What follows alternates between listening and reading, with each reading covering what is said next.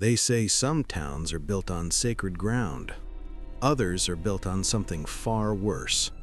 Welcome to Blackwood Falls, where GPS signals die, cell towers fail, and visitors who stay past sunset are never quite the same when they leave. If they leave at all. Hit that subscribe button if you dare to uncover the darkest secrets hidden in America's forgotten corners. The Arrival. Population 847.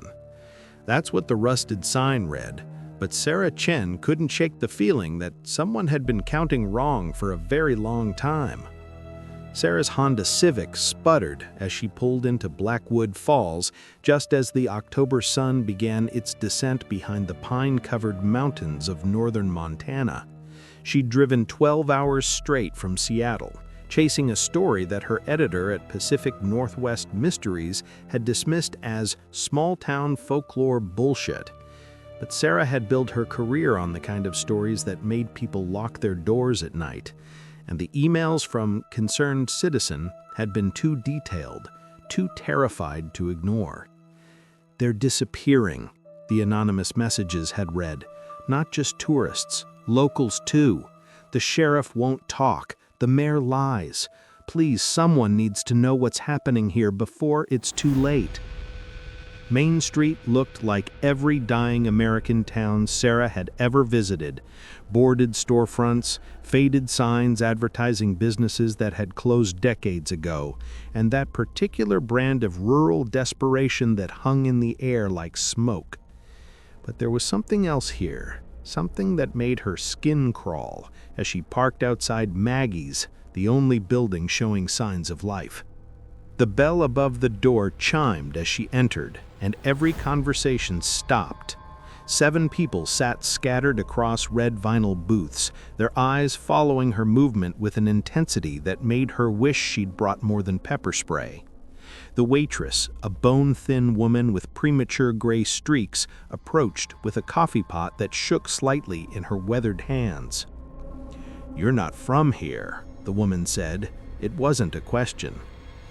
"Just passing through," she replied, sliding into a corner booth where she could watch the room. "Heard this was a good place for local history." A laugh erupted from a bearded man near the counter, harsh and bitter. "History? Lady, you don't want to know about our history." His companion shot him warning looks, but he continued, "This town's got more blood in its soil than a Civil War battlefield." "Tommy, shut your mouth," the waitress hissed, but Tommy was already standing, his chair scraping against the worn linoleum. "Why should I? She'll find out soon enough. They all do." He turned to Sarah, his bloodshot eyes boring into hers. "You want local history? Start with the Henderson family. Whole clan vanished in 1987. Mom, dad, 3 kids, even the dog. Sheriff said they moved to California, but their car was found at the bottom of Miller's Quarry a year later." "That's enough," a new voice commanded. A tall man in a sheriff's uniform had entered without Sarah noticing, his presence immediately commanding the diner's attention.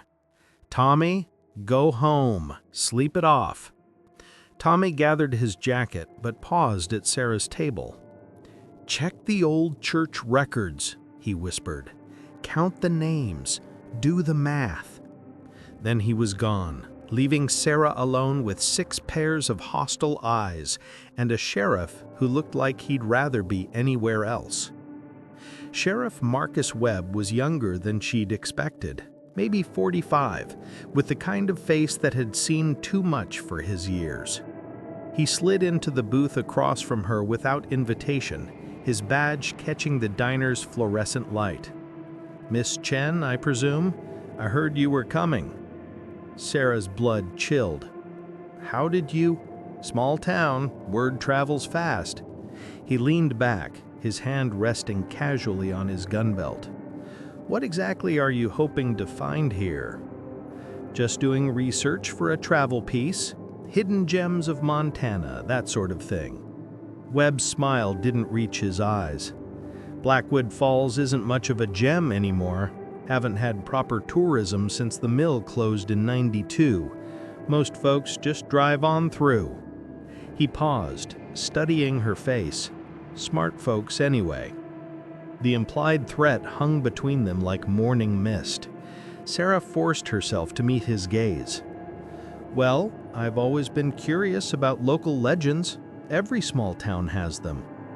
Legends. Webb tasted the word like something sour. That what you call it when people disappear? When families just stop existing? He stood abruptly, tossing a $5 bill on the table. Word of advice, Ms. Chen? Finish whatever business you have here and get back on the highway. Some stones are better left unturned. After he left, the diner's atmosphere shifted slightly, tension easing like a held breath being released. The waitress approached again, refilling Sarah's untouched coffee.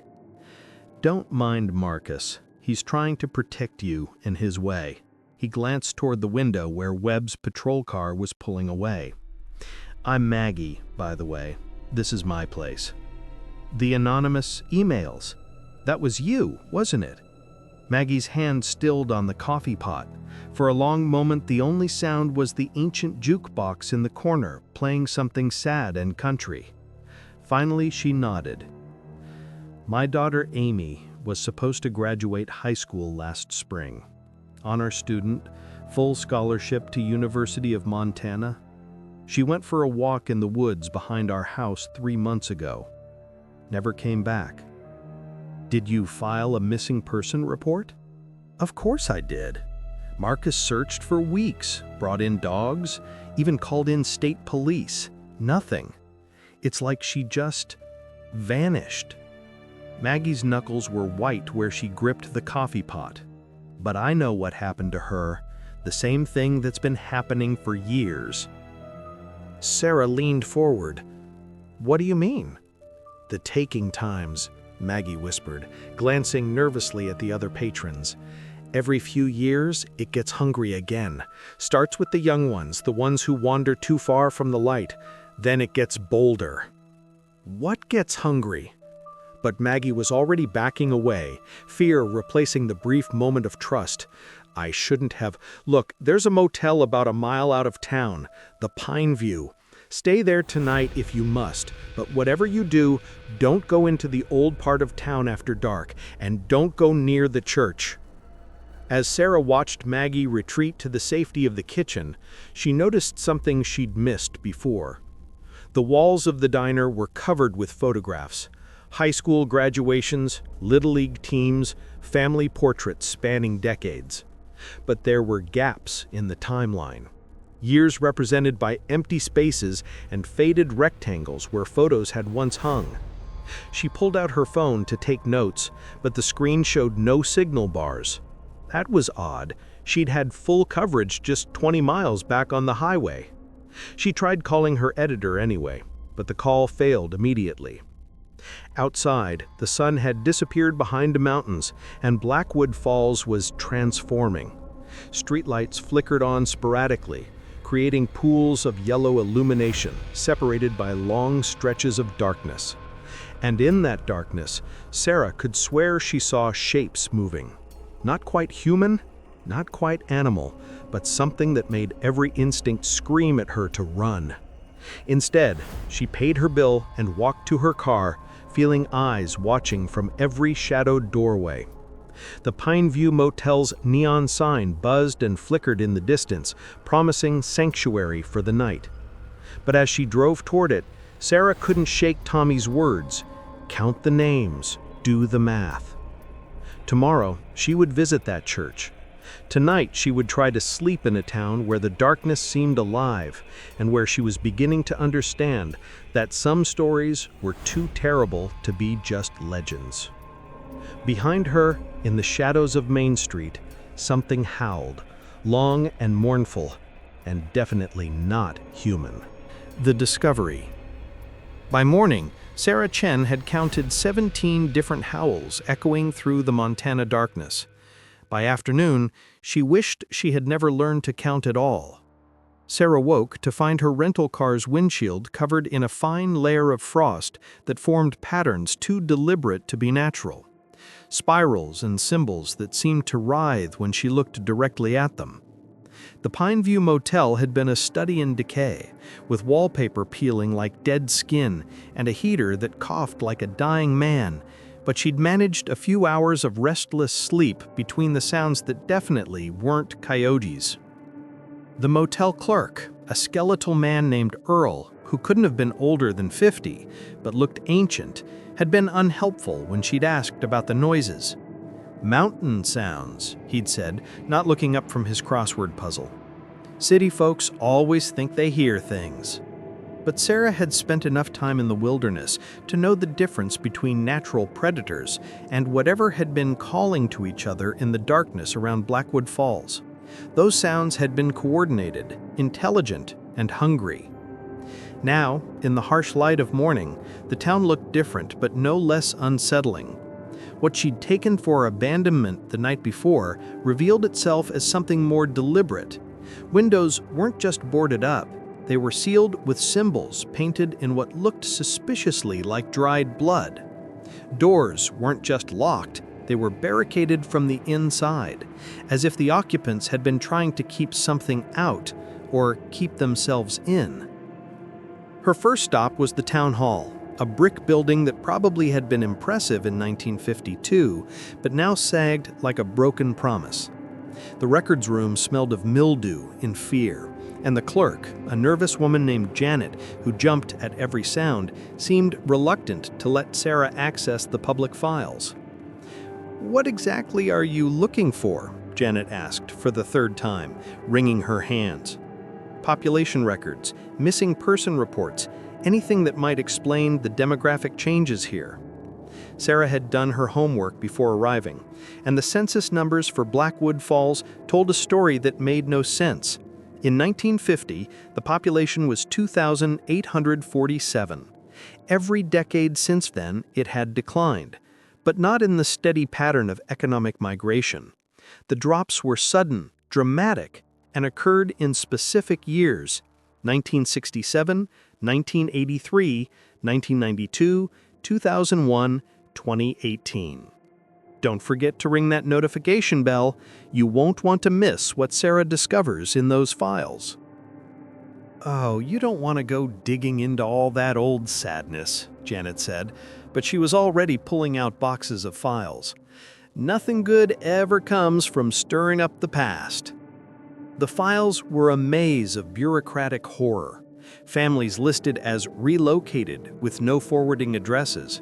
Missing person reports that were filed and then mysteriously closed within days, marked resolved with no explanation.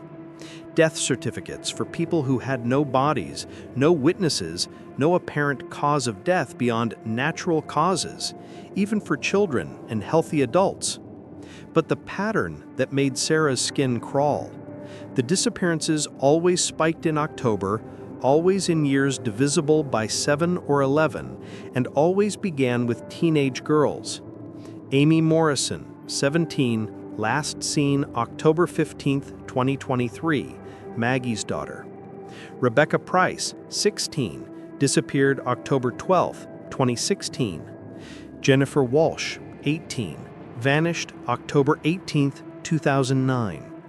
The list went back decades, a chain of lost daughters that the town had somehow agreed to forget.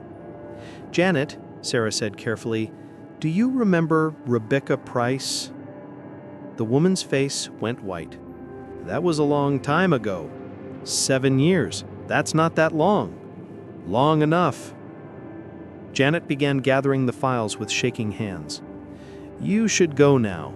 These records, they're not meant for outsiders." But Sarah had already photographed dozens of pages with her phone.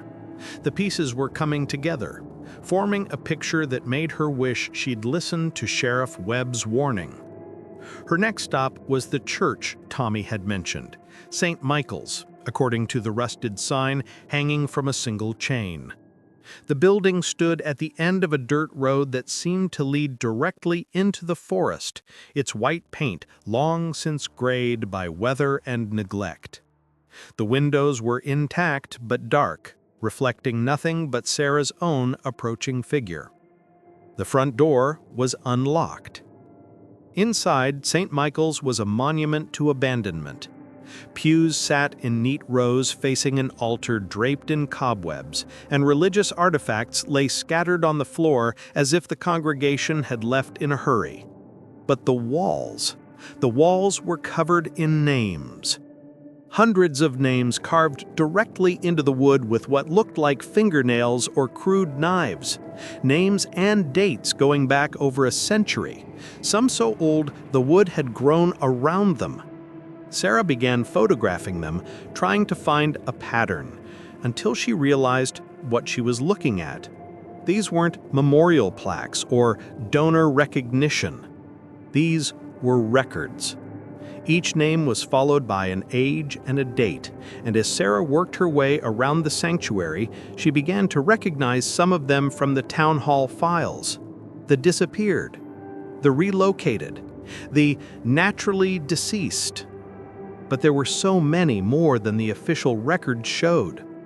At the altar, she found the newest addition.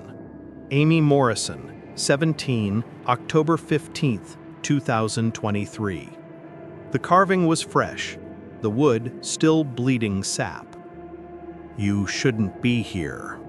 Sarah spun around to find Sheriff Webb standing in the doorway, backlit by afternoon sun that made him look like a harbinger of judgment.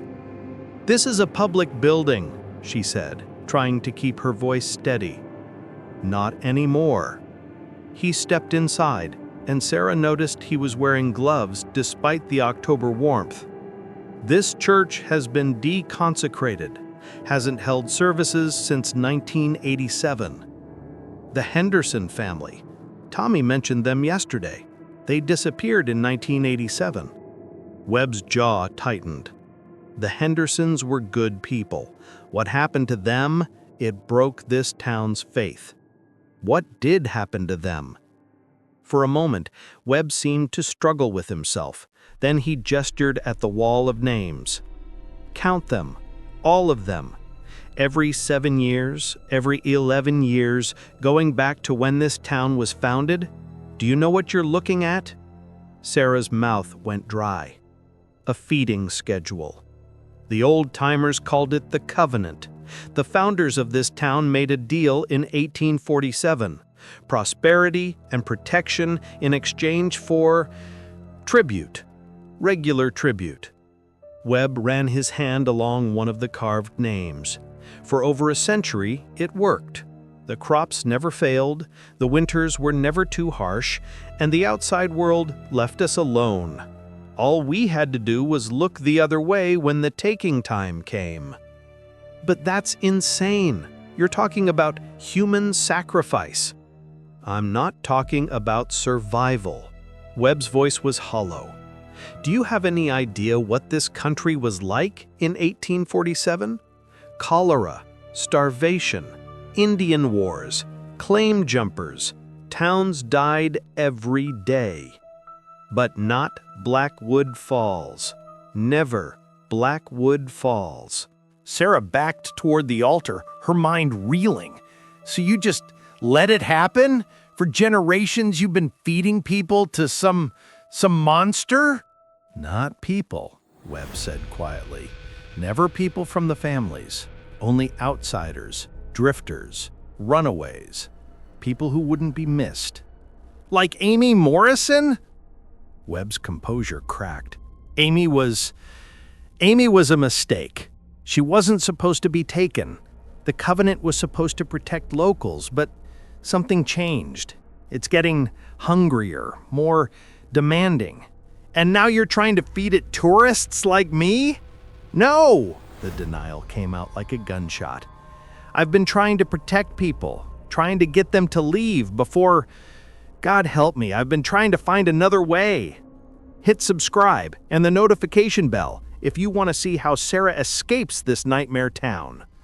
Sarah felt something cold against her back and realized she'd reached the altar. On its surface, among the dust and debris, was an open book, ancient leather binding and pages that looked like skin. The text was in Latin, but someone had translated portions in the margins, words like covenant and eternal hunger and blood price.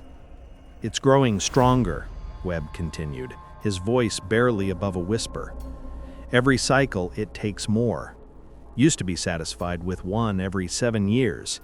Then it wanted more frequent offerings. Now," he gestured helplessly, 17 people this year alone. Not just during October, but spread throughout the seasons. It's not following the old rules anymore. "Then break the covenant! End it!" Webb laughed, but there was no humor in it. "You think we haven't tried?" In 1987, Reverend Henderson tried to break it. He gathered his whole family here, performed some kind of exorcism ritual he'd found in this book. Webb pointed at the ancient tome. "We found pieces of them scattered through 20 miles of forest. The thing that got them, it wasn't satisfied with just the family. It took 43 more people that year before it was sated." Sarah felt something cold against her back and realized she'd reached the altar. On its surface, among the dust and debris, was an open book, ancient leather binding and pages that looked like skin. The text was in Latin, but someone had translated portions in the margins, words like covenant and eternal hunger and blood price. "It's growing stronger," Webb continued, his voice barely above a whisper. "Every cycle it takes more. Used to be satisfied with one every 7 years. Then it wanted more frequent offerings. Now," he gestured helplessly, 17 people this year alone. Not just during October, but spread throughout the seasons. It's not following the old rules anymore. "Then break the covenant. End it." Webb laughed, but there was no humor in it. "You think we haven't tried?" In 1987, Reverend Henderson tried to break it. He gathered his whole family here, performed some kind of exorcism ritual he'd found in this book. Webb pointed at the ancient tome. "We found pieces of them scattered through 20 miles of forest. The thing that got them, it wasn't satisfied with just the family. It took 43 more people that year before it was sated." Sarah felt the temperature in the church drop suddenly, and the light streaming through the windows seemed to dim despite the clear sky outside. Somewhere in the forest beyond the walls, something howled, the same sound that had kept her awake all night.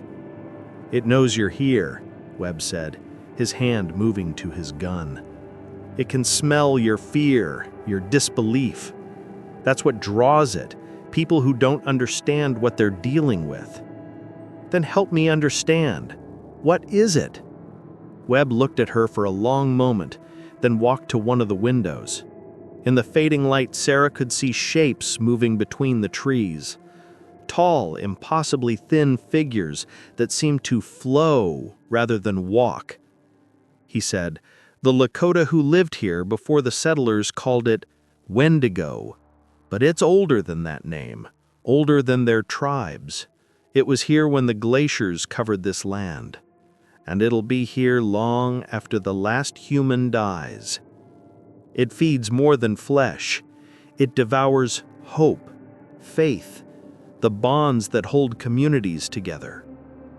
The howling outside grew louder, joined by others.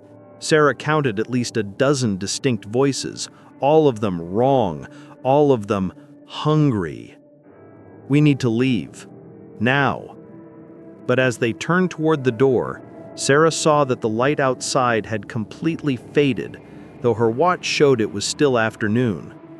In the unnatural darkness beyond the threshold, eyes glimmed like stars.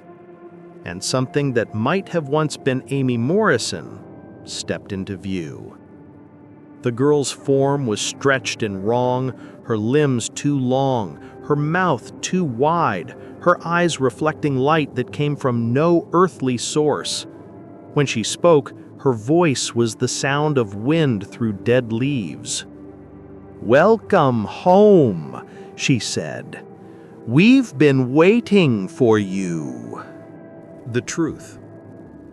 Some truths are buried so deep that digging them up doesn't set you free. It just makes you realize why they were buried in the first place. The thing that had once been Amy Morrison tilted its head at an angle that should have broken its neck, studying Sarah with eyes that held the depth of centuries. Up close, the transformation was even more horrifying. The girl's skin had taken on a translucent quality, revealing dark veins that pulsed with unnatural light, and her fingers had elongated into claws that scraped against the church's doorframe. "You came looking for answers," Amy's voice layered with harmonics that made Sarah's teeth ache. "We'll give you all the answers you can bear." Sheriff Webb stepped protectively in front of Sarah, his service weapon drawn but trembling in his grip. "Amy, if any part of you is still in there, please. This woman isn't part of the covenant. She doesn't belong to it." The creature that wore Amy's face laughed, a sound like glass breaking in reverse. Poor Marcus, still believing there's a difference between chosen and unchosen, still thinking the covenant was ever about protection. "What do you mean?" Sarah managed to ask, though every instinct screamed at her to run. "The covenant was never a bargain," Amy said, gliding closer, despite Webb's raised gun. "It was a trap, a way to ensure a steady supply of prey while keeping the food docile and cooperative." Her too wide mouth stretched into something that might have been a smile. "Your ancestors didn't make a deal with us, they became us."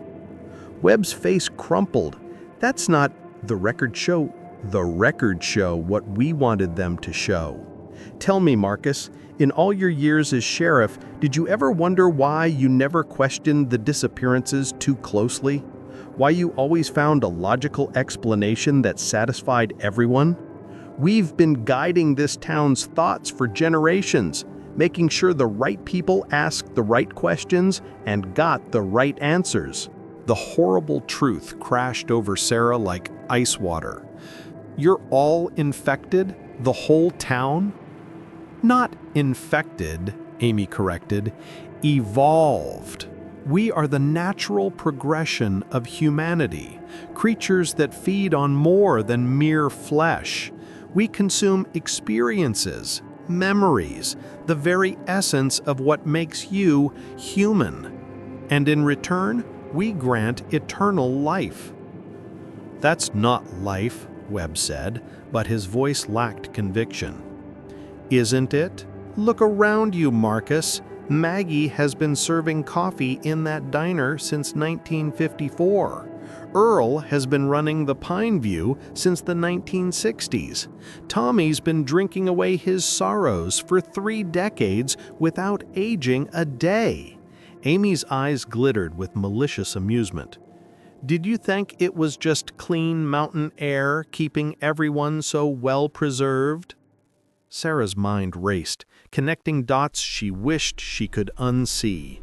The photographs in the diner with their conspicuous gaps, not because people had disappeared, but because the same faces kept appearing decade after decade. The way everyone had known she was coming, the perfect coordination of their responses. "The anomalous emails," she whispered. "A carefully orchestrated invitation. We've been watching you for months, Sarah Chen, reading your articles, studying your patterns. We knew exactly what kind of story would bring you here." "But why me?" "Because you're perfect, a respected journalist with a reputation for investigating the unexplained. When you disappear, when your editor can't reach you, when your car is found abandoned on some remote mountain road, it will be tragic but not entirely surprising. Journalists investigating dangerous stories meet unfortunate ends all the time." Webb was backing toward the altar, pulling Sarah with him. There has to be another way. The town's been feeding you for over a century. Why change now? Because times are changing. Your world is getting smaller. Satellites, GPS, cell phone tracking, social media. It's becoming harder to maintain our isolation, harder to make people disappear without questions being asked. We need to adapt. By doing what? By expanding. The creature's smile revealed rows of needle-sharp teeth. Blackwood Falls was just the beginning. We've been seeding other communities, other towns across the country. Remote places where people go missing and nobody looks too hard for answers. But we need someone to tell our story, to make people believe that these are just tragic accidents, natural disasters, the hazards of modern life. Sarah felt the blood drain from her face. You want me to cover up mass murder? We want you to help us evolve, to become the chronicler of humanity's next chapter. Amy's eyes began to glow with an inner fire. Think about it, Sarah. Unlimited time to pursue your stories, never aging, never dying, never having to watch everything you love decay and disappear. All you have to do is help us spread. And if I refuse? Amy's laugh was like wind through a graveyard. Then you become what Amy became. Another voice in our chorus. Another face for us to wear when we need to seem human. Webb suddenly grabbed Sarah's arm. The book, he whispered urgently. Reverend Henderson's journal. He found something. On the altar, the ancient tome lay open to pages covered in frantic handwriting. Sarah could see where the original Latin text had been annotated in English, with notes and diagrams filling every margin. Henderson's final entry was dated October 31st, 1987, the night his family disappeared. I understand now, the entry began. The covenant isn't with them, it's with something else, something that uses them as puppets. The real entity is bound here, trapped by rituals performed by the original Lakota shamans. The town, the disappearances, even the creatures themselves, they're all just extensions of something much larger and much hungrier. Amy hissed, her form becoming more monstrous as she realized what Sarah was reading. Don't listen to his ravings. Henderson was a broken man, driven mad by his inability to save his people. But Sarah read on, her voice growing stronger with each word. The binding can be broken, but only during the conjunction years, when the feeding cycle aligns with certain celestial events. 2025 is such a year. The ritual requires a willing sacrifice, someone who chooses to break the cycle rather than perpetuate it. That's why you wanted me here now. Not just to chronicle your expansion, but because this is the year you can finally be free of whatever's controlling you. Amy's mask was slipping now, revealing something that hurt to look at directly. We don't need freedom. We have purpose. We have power. You have slavery, Webb said suddenly, with voice filled with newfound resolve. God help me, we all do. How many decades have I been your puppet? Covering up murders, making families disappear from record. How many times have I looked the other way while you fed? He raised his gun again, but this time it wasn't pointed at Amy. It was pressed against his own temple. Marcus, no! Sarah grabbed for the weapon, but he stepped back. Henderson's journal says it requires a willing sacrifice, Webb said. Someone who chooses to break the cycle. I've been part of this horror for 30 years. Maybe it's time I did something right. Your death won't stop anything, Amy snarled. The binding requires specific rituals, specific timing. Even if you understand the theory, you don't have the knowledge to perform the ceremony. But Sarah was still reading, and Henderson's final pages detailed exactly what needed to be done. The ritual was complex but not impossible. It required the sacrifice to occur at the moment of total conjunction. when the moon was dark and certain stars aligned. According to the astronomical charts Henderson had drawn, that moment would occur in exactly 3 hours at 11:47 p.m. "We have time," Sarah said, ripping the crucial pages from the book, "but we need to get to the original binding site." "Where's that?" Amy's shriek of rage gave them their answer. "You cannot reach the grove! We will stop you!" The grove. Sarah remembered seeing it on the topographical maps she'd studied before coming to Blackwood Falls, a circular clearing about 2 miles into the forest, marked with symbols that looked Native American. She'd assumed they were historical markers. As if in response to Amy's call, more figures began appearing in the church doorway. Faces Sarah recognized from the diner, from the town hall, from the motel. All of them wrong now, all of them showing their true nature. Earl's skeletal frame had become literally skeletal, bones visible through translucent skin. Maggie's motherly appearance had twisted into something predatory, her mouth lined with too many teeth. Janet's nervous energy had become frantic, her movements too quick and jerky to be human. "The grove is protected," Maggie said, her voice a harmony of hunger. "No human has reached it in over a century." "Then it's time to change that," Webb said. He grabbed Sarah's hand and pulled her toward the back of the church, where there was a small door that led to what had once been the pastor's office. "There's a service tunnel under the building. It connects to the old mine shafts." As they ran, Sarah could hear the creatures behind them giving chase, their howls harmonizing into something that made the church walls vibrate. But mixed with their alien voices, she could swear she heard something else.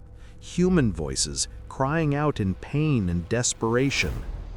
The voices of everyone who had been taken, still conscious somewhere inside the collective nightmare that Blackwood Falls had become. And somewhere among them, Amy Morrison was screaming, not the monster's victory cry, but a teenage girl's terrified plea for help. The ritual. In the deepest part of the Montana wilderness, where the trees grew in perfect circles and the ground pulsed with its own heartbeat, Sarah Chen learned that some prisons are built not to keep monsters in, but to keep them from getting out. The mine tunnels beneath Blackwood Falls were a labyrinth of rotting timber supports and rusted rail tracks that disappeared into darkness older than the town above. Webb's flashlight cut through air thick with the smell of decay and something else, something sweet and cloying that made Sarah's stomach turn. "These tunnels were how the original miners found it," Webb gasped as they ran through the narrow passages. Behind them, inhuman shrieks echoed off the stone walls, getting closer. The Lakota had sealed the grove, hidden it, but the miners broke through the barriers in 1847. "Found what?" Sarah clutched Henderson's torn pages against her chest, trying to read the ritual instructions by the bouncing flashlight beam. "The source, the thing that's been pulling the strings for over a century." Webb stopped at a junction where 3 tunnels met, consulting markings carved into the stone. "It's not from here, not from Earth, but it's been here so long, it might as well be native." They took the left tunnel, and Sarah could immediately feel the difference. The air grew warmer, more humid, and the walls began to show signs of organic growth, twisted vines and fungal masses that pulsed with bioluminescent light. The tunnel was leading them upward, back toward the surface, but not toward any part of the forest Sarah had seen. "Webb," Sarah said, grabbing his arm, "how do you know all this? How do you really know?" He turned to look at her, and in the weird light of the tunnel, his face looked ancient.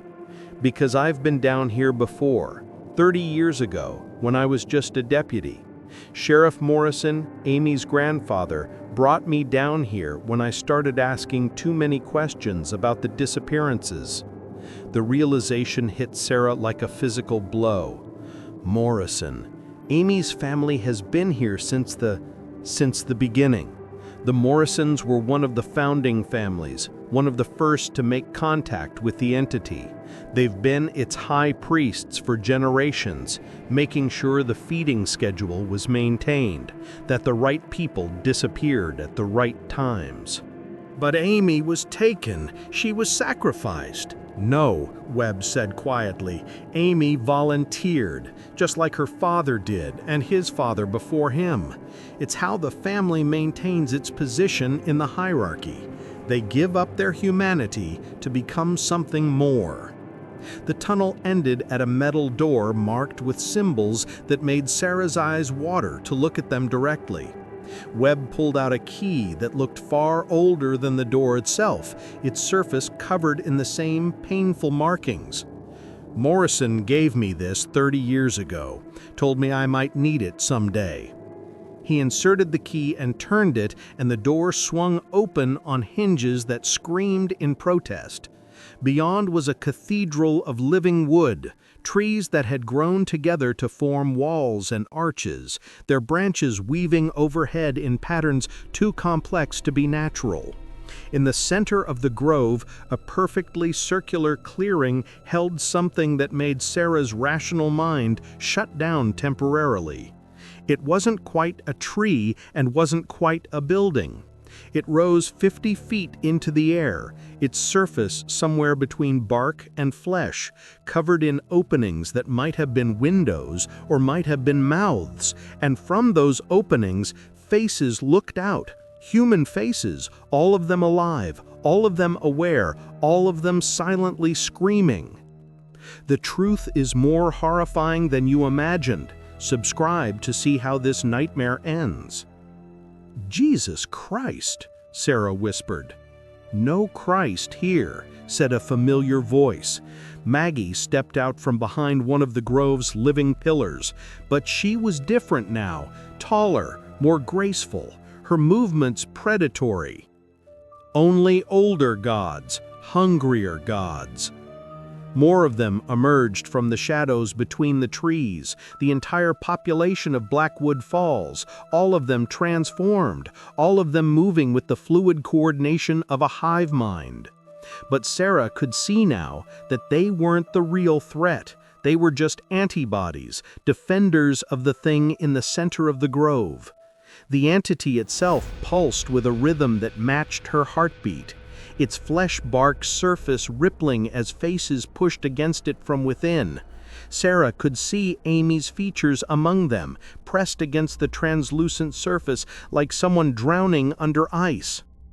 You understand now. Amy's voice came from everywhere and nowhere, harmonizing with itself. We are not the parasites. We are the cells of something magnificent, something that has been growing for centuries, preparing for the day when it's strong enough to spread across your entire world. Webb raised his gun, but Sarah grabbed his arm.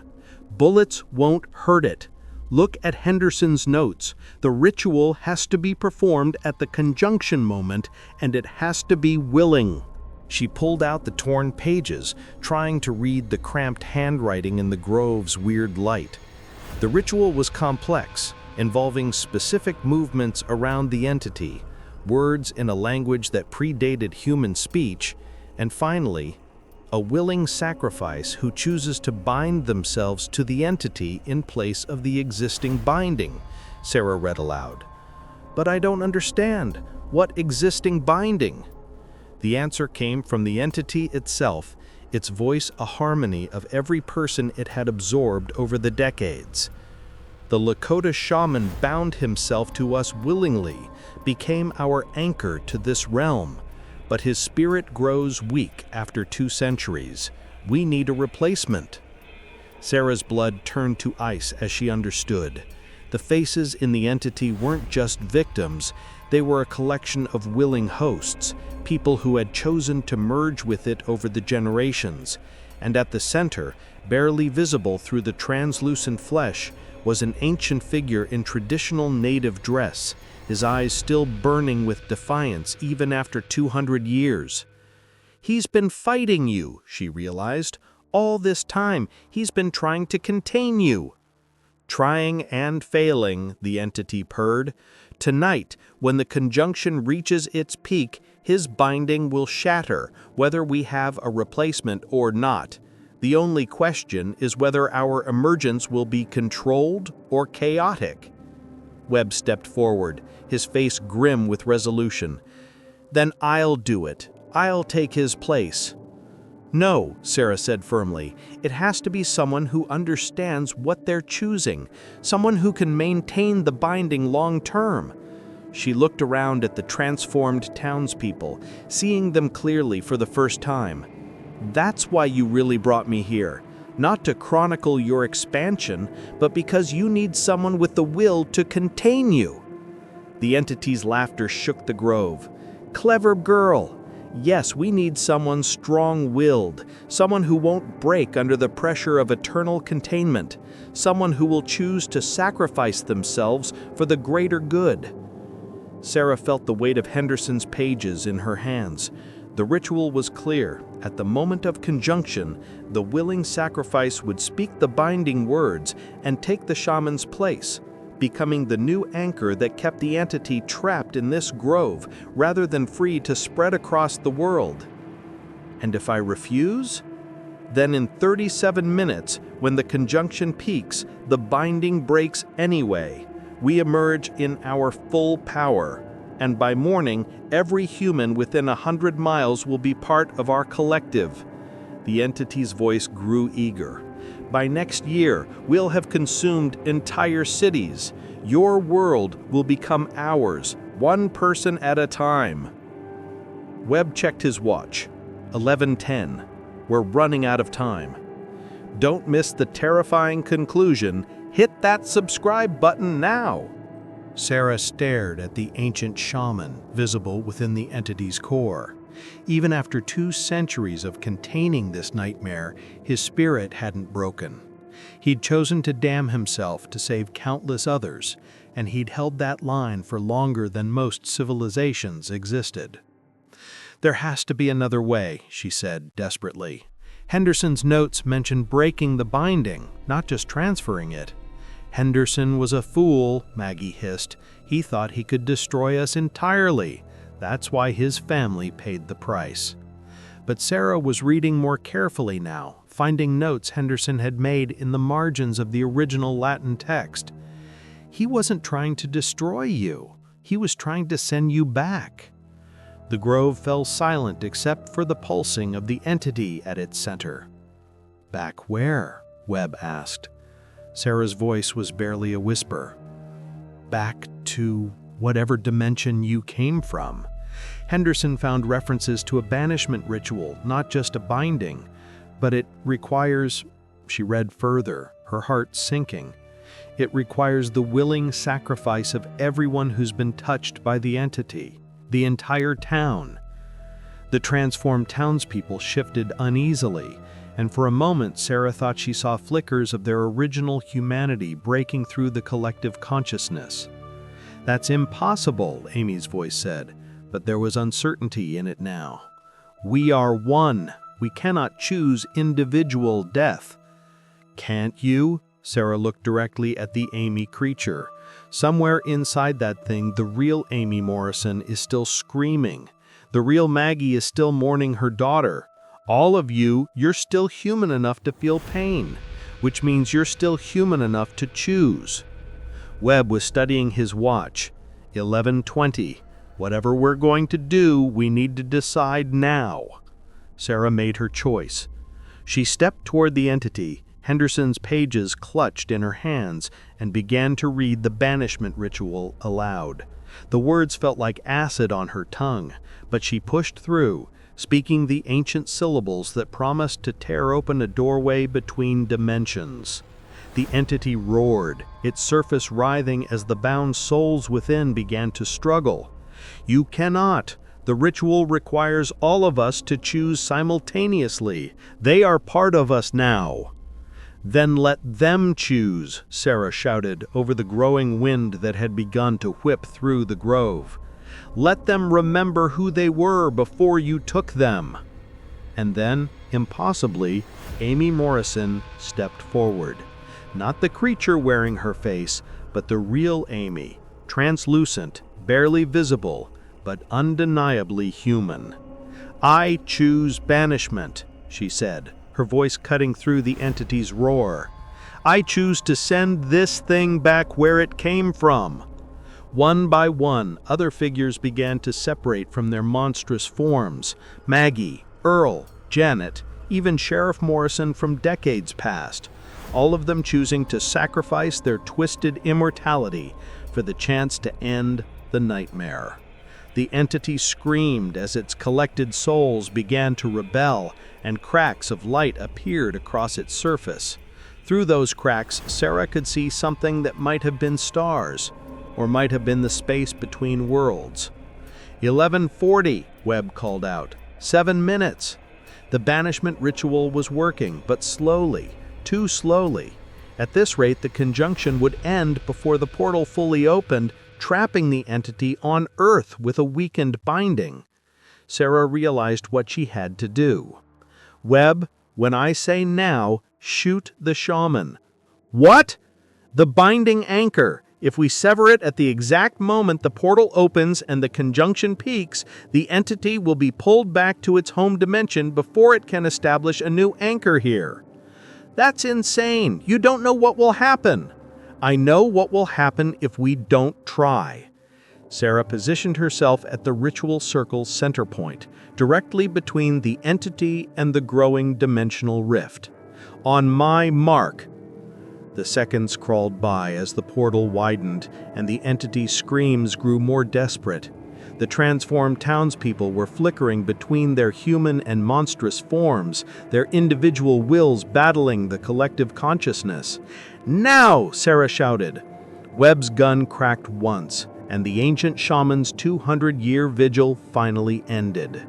The binding shattered like glass, and for one terrifying moment, the entity was free.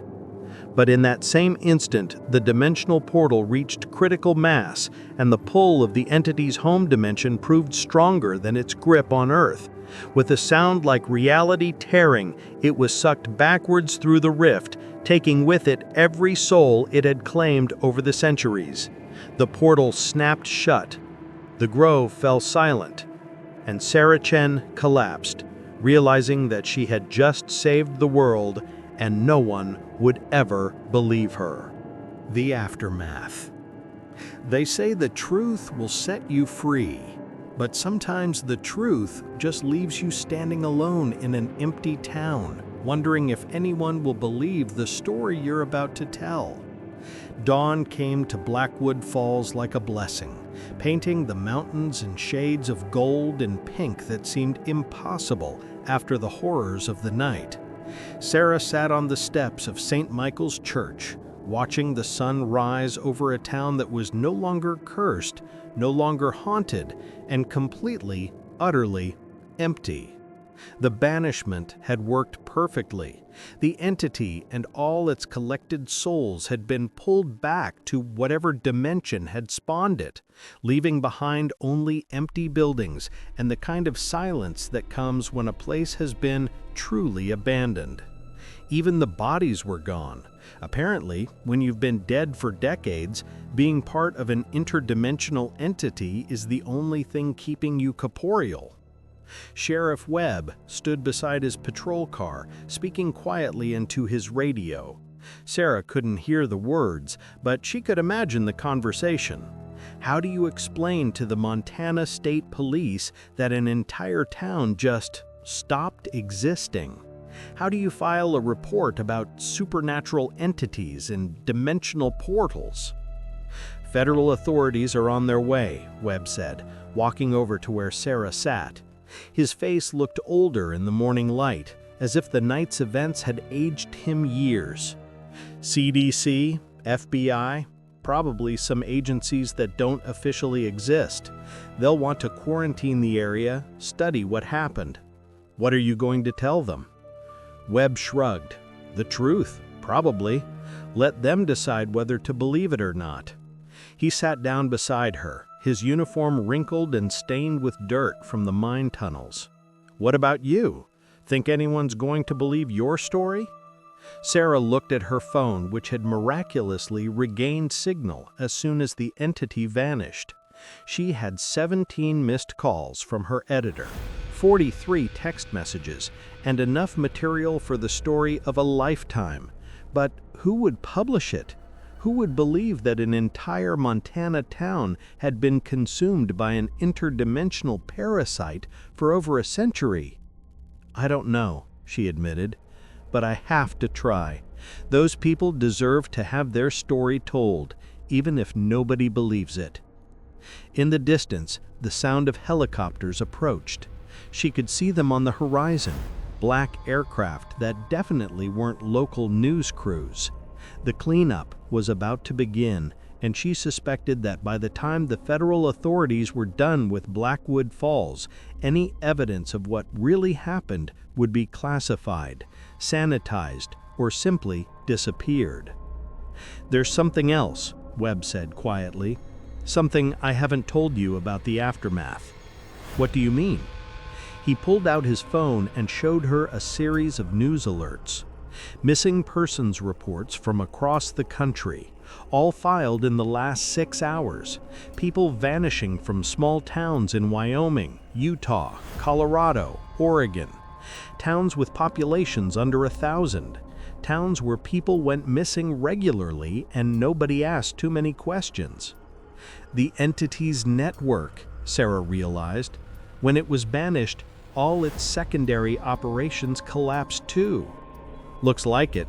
We're getting reports of abandoned towns, mass disappearances, places where entire communities just stopped. Webb scrolled through more alerts, but there's something else. Some of the missing people are showing up. He showed her a video from a news station in Denver. A confused-looking woman standing in the middle of a highway, wearing clothes from the 1980s and claiming she didn't remember the last 30 years. Another clip from Portland showed a family of 4 who had vanished in 1995, walking out of the woods, completely unchanged and with no memory of where they'd been. "They're coming back," Sarah breathed. "The people who were taken by the secondary sites, they're being returned." "Not all of them, maybe not even most of them, but some." Webb's voice carried a note of hope that hadn't been there during their ordeal. It's like the entity had to release everything when it was banished. All the souls it had collected, all the people it had absorbed over the decades. Sarah felt tears she hadn't realized she was crying. Somewhere out there, families were being reunited with loved ones they'd given up for dead. Children who had disappeared were walking back into their parents' arms. It wasn't a complete victory. Too many people had been lost forever. But it was something. The helicopters were getting closer now, and Sarah could see vehicles approaching on the mountain road. Soon Blackwood Falls would be crawling with investigators, scientists, and government officials who would turn the town into a case study. They'd interview her and Webb, catalog every building, analyze every scrap of evidence. And then they'd probably classify the whole thing and pretend it never happened. "I should go," Sarah said, standing up and brushing dust from her jeans. "Before the circus arrives, I want to get the story out while I still can." Webb nodded. "For what it's worth, you saved a lot of lives last night. Maybe millions of them if that thing had managed to spread like it planned." "We saved them," Sarah corrected. "All of us. Even the people of Blackwood Falls in the end. They chose to sacrifice their immortality to stop the entity." She walked to her car, parked outside the now empty diner where this had all started less than 24 hours ago. Through the windows, she could see coffee cups still sitting on tables, newspapers dated from yesterday morning, the detritus of lives that had ended when their artificial immortality was stripped away. But there was something else on the diner's counter, a folded piece of paper with her name written on it in familiar handwriting. Inside, she found a note from Maggie Morrison. "Sarah, if you're reading this, then the banishment worked and we're finally free. I want you to know that what we chose wasn't a sacrifice. It was liberation. We'd been prisoners for so long that we'd forgotten what choice felt like. Thank you for reminding us who we used to be. The real story of Blackwood Falls isn't about the monster that consumed us. It's about the people who found the strength to fight back, even after decades of slavery. Tell that story. Make sure the world knows that sometimes the dead can still choose to be heroes. Maggie. Sarah folded the note carefully and put it in her pocket. Then she got in her car and drove away from Blackwood Falls as the federal helicopters circled overhead like mechanical vultures. The story she would write would be controversial, probably dismissed as fiction by most readers. But some people would believe it. The people who had lost loved ones to unexplained disappearances, the families who were about to be reunited with the missing, the investigators who would find similar patterns in towns across the country. And maybe, just maybe, her story would prevent someone else from making the same deal that the founders of Blackwood Falls had made in 1847. Maybe it would serve as a warning that some bargains are too terrible to contemplate, no matter how desperate the circumstances. As she drove down the mountain road, Sarah's phone rang. Her editor's name appeared on the screen, and she knew she was about to have the most difficult conversation of her career. How do you explain to your boss that you've just uncovered the story of the century, but nobody will ever believe it? She answered the call anyway.